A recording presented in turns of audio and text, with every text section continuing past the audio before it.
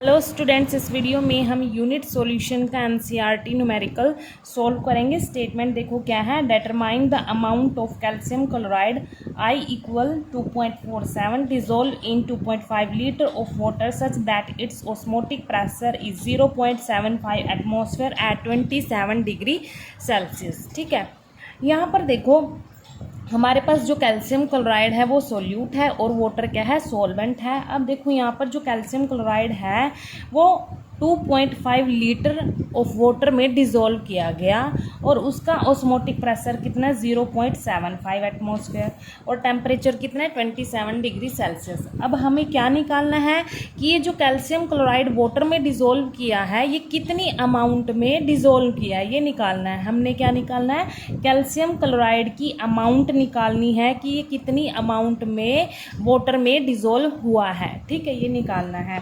अब देखो यहाँ पर हम फॉर्मूला कौन सा यूज़ करेंगे, जो हमारे पास ऑस्मोटिक प्रेशर का मॉडिफाइड फॉर्मूला है जिसमें वेंटो फैक्टर भी इंक्लूड होता है, वो हम फॉर्मूला यहाँ पर यूज़ करेंगे क्योंकि न्यूमेरिकल में आई की वैल्यू भी यहाँ पर गिवन है। आई क्या है, वेंटो फैक्टर। ठीक है, तो ये हम फॉर्मूला यूज़ करेंगे। क्या होता है, pi equals to I C R T. Pi क्या यहाँ पर ऑस्मोटिक प्रेशर, आई क्या है वेंटो फैक्टर, और सी क्या यहाँ पर concentration, R gas constant, T क्या है टेम्परेचर। ठीक है, अब देखो यहाँ पर हमें ऑस्मोटिक प्रेशर मतलब पाई की वैल्यू भी गिवन है, टेम्परेचर भी गिवन है, और आर तो हमें याद रखना पड़ता है। आर की वैल्यू क्या होती है, क्योंकि कांस्टेंट होती है, आर की वैल्यू कितनी होगी, 0.0821 लीटर एटमॉस्फेयर पर केल्विन पर मोल। ये आर की वैल्यू होगी, ये आपको याद रखनी पड़ेगी। ठीक है, यहाँ पर टेम्परेचर भी गिवन है। अब देखो यहाँ पर टेम्परेचर है वो सेल्सियस में गिवन है, और यहाँ पर हमारे पास जो आर की वैल्यू में जो यूनिट है वो केल्विन इनवर्स है। ठीक है, तो हम क्या करेंगे, इस टेम्परेचर को भी केल्विन में कन्वर्ट कर लेंगे। क्यों करेंगे केल्विन में कन्वर्ट, ताकि आगे जाके जो यूनिट है ये आपस में कैंसिल आउट हो जाए। तो इसको हम केल्विन में अगर कन्वर्ट करेंगे तो क्या करना पड़ेगा, 273 ऐड करना पड़ेगा इसमें। 27 प्लस 273 ऐड करेंगे तो कितना आ जाएगा टेम्परेचर, 300 केल्विन आ जाएगा हमारे पास टेम्परेचर। ठीक है, और आई की वैल्यू भी गिवन है हमारे पास। तो अब देखो यहाँ पर जो कंसंट्रेशन होता है, हमारे पास जो कंसंट्रेशन होता है वो क्या होती है, एक तरह से मोलैरिटी होती है सॉल्यूशन की, और मोलैरिटी का फॉर्मूला क्या होता है, number of moles of solute divide by volume of solution in litre. Number of moles को हम एन से डिनोट करेंगे, जो सोल्यूट के नंबर ऑफ मोल्स होंगे। मोलैरिटी का फॉर्मूला क्या होता है, number of moles of solute divide by volume of solution in litre.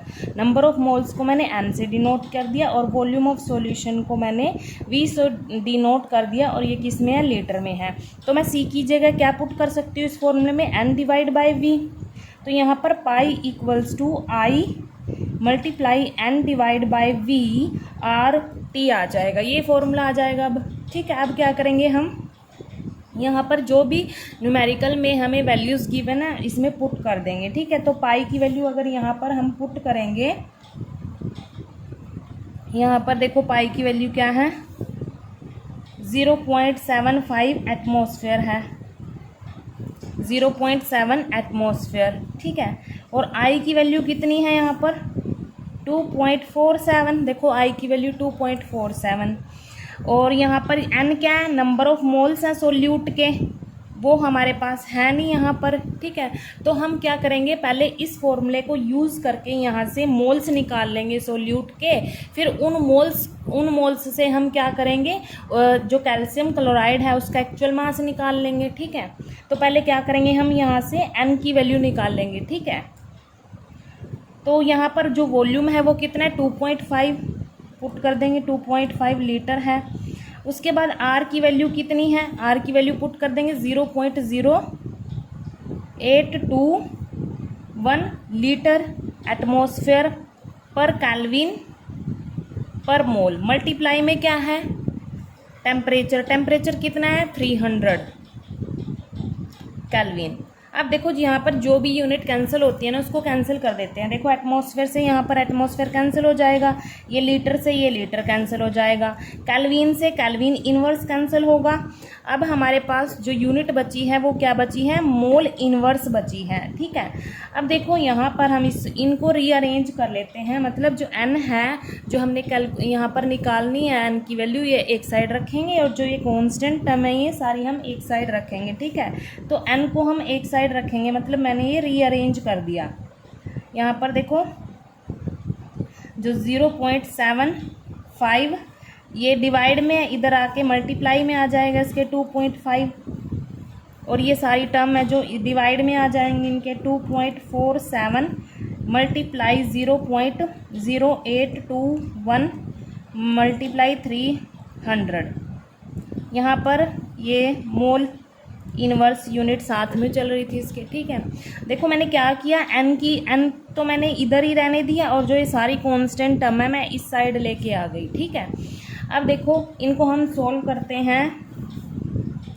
ऊपर वाले को हम सोल्व करेंगे तो कितना आएगा, पहले ये चीज़ देखो, जो ये यूनिट है मोल इनवर्स है ये डिवाइड में इनवर्स में ऊपर जाके मोल में कन्वर्ट हो जाएगी। ठीक है, तो मैं इसको ऊपर लिख देती हूँ मोल में। पहले इनको मल्टीप्लाई करेंगे तो कितना आएगा 1.875, ये ऊपर आ जाएगी यूनिट मोल, डिवाइड इनको मल्टीप्लाई करेंगे कितना आएगा 60.8361 आ जाएगा। अब इनको हम डिवाइड करेंगे कितना आएगा 0.0308 मोल आ जाएगा। ठीक है, ये आ जाएगा हमारे पास। तो हमने ये क्या निकाला, मोल्स निकाल दिए किसके, सोल्यूट के। सोल्यूट क्या था, calcium chloride. Moles of CaCl2 कितने आ गए 0.0308 मोल। ठीक है, ये हमने मोल से निकाल दिए। अब क्या करेंगे, हम उसकी अमाउंट निकालेंगे कैल्शियम क्लोराइड की इन मोल्स को यूज़ करके। अमाउंट मतलब उसका एक्चुअल मास निकालेंगे कि ये कितना डिज़ोल्व हुआ है वाटर में। ठीक है, अब देखो हमें पता है मोल्स का फॉर्मूला क्या होता है। मोल्स का फॉर्मूला क्या होता है, actual mass of solute. Solute क्या है, CaCl2 divide by molar mass of solute. ठीक है, अब देखो यहाँ पर मोल्स तो हमने निकाल दिए, अब इसका मोलर मास भी हम निकाल सकते हैं। यहाँ पर एक साइड में निकाल लेंगे इसका मोलर मास ऑफ CaCl2 का मोलर मास निकाल लेंगे। कैल्शियम का कितना होता है, इसका एटॉमिक मास यहाँ पर 40 होता है, प्लस क्लोरीन का कितना होता है 35.5 होता है। और कितने क्लोरीन है यहाँ पर 2 है, इनको हम सोल्व कर लेंगे। 40 प्लस 71 आ जाएगा, इसको सोल्व करेंगे कितना आएगा 111 ग्राम पर मोल आ जाएगा। ये हमारे पास इसका मोलर मास आ गया। ठीक है, अब क्या करेंगे, देखो मोल्स तो हमने यहाँ पर निकाल ले थे ये वाली वैल्यू, और जो मोलर मास है ये वाली वैल्यू इसको यहाँ पर इस फॉर्मूले में पुट कर देंगे तो हमारा एक्चुअल मास आ जाएगा किसका, CaCl2 का। ठीक है, तो मोल्स पुट कर देते हैं 0.0308 मोल। एक्चुअल मास को हम एज इट इज लिखेंगे। ठीक है, डिवाइड मोलर मास कितना है, ये है ग्राम पर मोल। ठीक है, अब देखो यहाँ पर हम क्रॉस मल्टीप्लाई करेंगे। एक्चुअल मास को हम एक साइड रख लेंगे जिसको निकालना है हमने, और ये आपस में मल्टीप्लाई हो जाएंगी constant term. Actual mass of CaCl2 equal किसके आएगा, ये मल्टीप्लाई हो जाएंगी मोल मल्टीप्लाई 111 ग्राम पर मोल। अब यहाँ पर ये यूनिट कैंसिल होती है, कैंसिल कर देते हैं मोल से, मोल इनवर्स ग्राम यूनिट रहेगी, इनको मल्टीप्लाई कर देंगे अब। ठीक है, यहाँ पर देखो ये हमने मोल से मोल इनवर्स कैंसिल कर दी थी यूनिट। अब क्या करेंगे, हम इन दोनों को मल्टीप्लाई करेंगे। ठीक है, तो मल्टीप्लाई करने पर हमारे पास क्या आएगा, यहाँ पर क्या आएगा, इसको मल्टीप्लाई करेंगे हम 3.4188 ग्राम आ जाएगा, इसको मल्टीप्लाई करेंगे तो ये हमने क्या निकाल दिया, एक्चुअल मास निकाल दिया कैल्शियम क्लोराइड का। ठीक है, ये हमने उसकी अमाउंट निकाल दी कि ये 2.5 लीटर ऑफ वाटर में जो कैल्शियम क्लोराइड है इतनी अमाउंट में डिज़ोल्व है।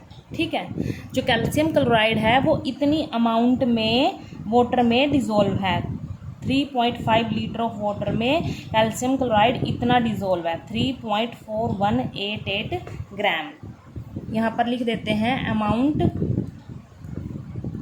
Amount of calcium chloride dissolved in 2.5 litre of water is कितनी आई, 3.4188 ग्राम। ये हमने निकाल दिया इसका एक्चुअल मास कैल्शियम क्लोराइड का। ठीक है, थैंक यू।